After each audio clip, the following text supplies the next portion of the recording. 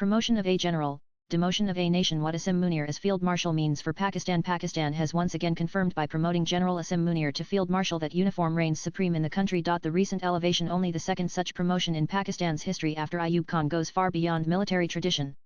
It is a glaring symbol of the Pakistan Army's unrelenting dominance over the state, its elected institutions, and its fragile democracy. This move wasn't debated in parliament. It wasn't demanded by the public. It wasn't even explained.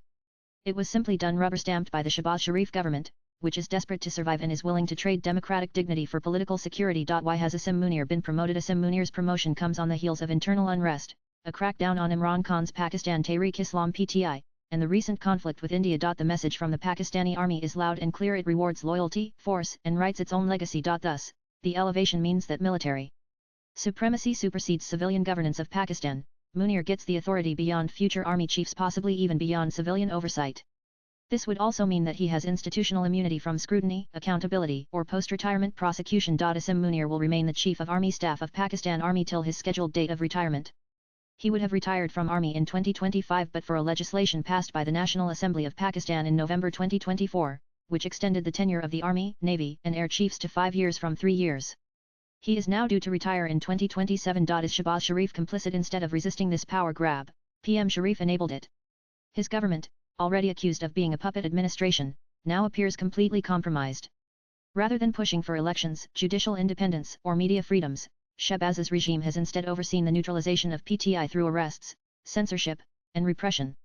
Helped rehabilitate the army's public image by celebrating its heroics and shielding its chief. Allowed a military-state pact to form, a pact built not on constitutional legitimacy, but on convenience and control. What's the historical significance of Munir's promotion? Unlike Field Marshal Ayub Khan, who seized political power openly in 1958, Munir does not need to declare martial law. He does not need a uniformed coup. His power is already entrenched, quietly but comprehensively. From intelligence to internal security, from media narratives to political outcomes, Field Marshal Munir now commands Pakistan's most crucial levers of statecraft. And with his formal elevation, his grip becomes unchallenged, unquestioned, and nearly untouchable. How Munir's incendiary speech triggered Pahalgam attack. Munir's speech on Kashmir being the jugular vein of Pakistan appeared to have triggered the Pahalgam terror attack on April 22, in which 26 tourists, including a Nepali citizen, were killed.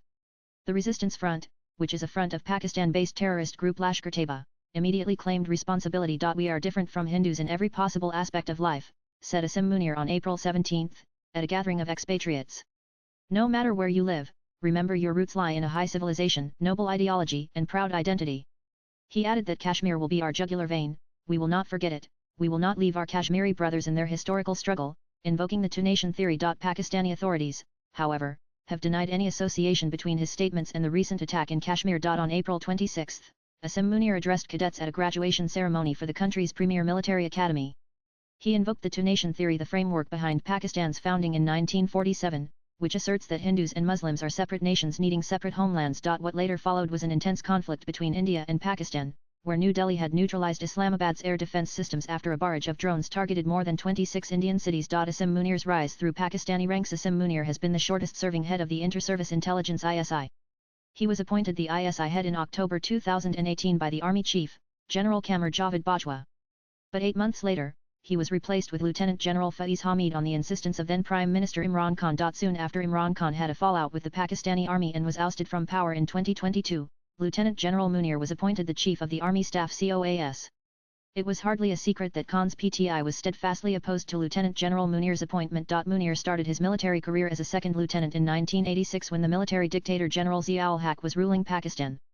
After General Bajwa became the army chief in November 2016, Lieutenant General Munir rose through the ranks quickly. Swipe left for next video. By the time Munir took over as the army chief, Pakistan-India ties had hit a low. Munir was the ISI chief when the Pulwama attack took place in February 2019, in which 40 Indian personnel were killed. India retaliated by launching an airstrike in Balakot, in Khyber Pakhtunkhwa. Under General Bajwa, Pakistan oversaw the Taliban's return to Afghanistan. After the Pakistani government and military started cracking down on Afghan refugees, on General Munir's watch, insurgency and political rebellion gathered momentum. Latest blogs.